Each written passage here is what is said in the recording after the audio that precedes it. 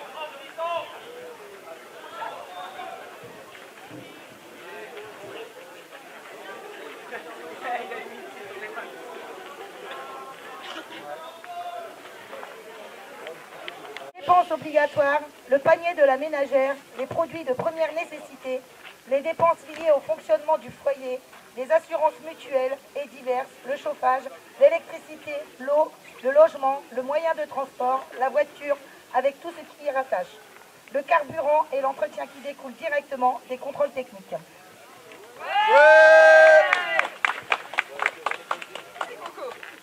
La santé.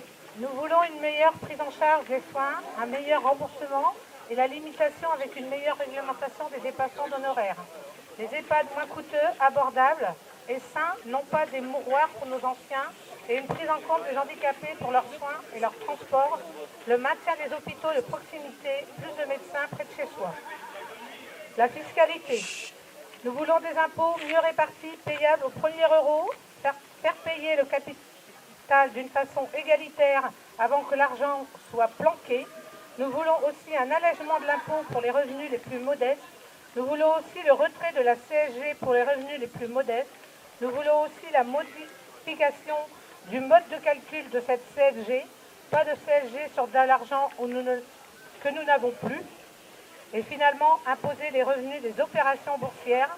La liste pourrait s'allonger et si on prend un peu de temps, mais nous voulons plus de justice fiscale de suite. Ouais. Allez, Gigi. Ah, Gigi, devant le micro. Les services, la santé moins chère avec des soins de proximité, des transports en nombre suffisant pour moins de déplacements. Ça ferait des économies et on ne passerait pas notre vie sur la route. Il nous faut une égalité pour la scolarité de nos enfants. On ne doit pas les fatiguer dans des transports scolaires. Il faut maintenir les écoles en place. Et enfin, il faut un retour de pouvoir aux régions, aux départements et aux localités. Pourquoi faire des kilomètres? Pour une carte d'identité ou tout autre document relevant des compétences des administrations évoquées.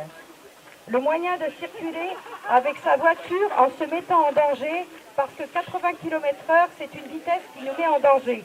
Et nous fait passer plus de temps sur les routes, voire à consommer plus de carburant, alors que dans les grandes villes, les gens peuvent rouler à 110 km/h et qu'ils ont des moyens de transport à très faible prix. Métro, les trains et surtout les administrations et les hôpitaux à proximité. Alors la prétendue protection de nos vies, quand même des grands doutes là-dessus, sinon une grosse pollution dans notre porte-monnaie. Ouais. La citoyenneté. Les élus nous doivent leur mise en place, leur installation au chaud et une bonne paye. Par conséquent, ils nous doivent des comptes.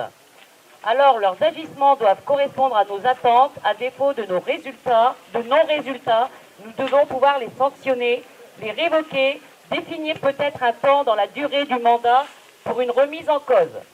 Lors de décisions importantes, nous, citoyens, demandons le pouvoir d'approuver ou non les choix qui sont faits par nos élus. Nous demandons aussi la remise en cause du mode de scrutin, de tenir compte des votes blancs, revoir la proportionnelle. Pas de lunettes, excusez-moi.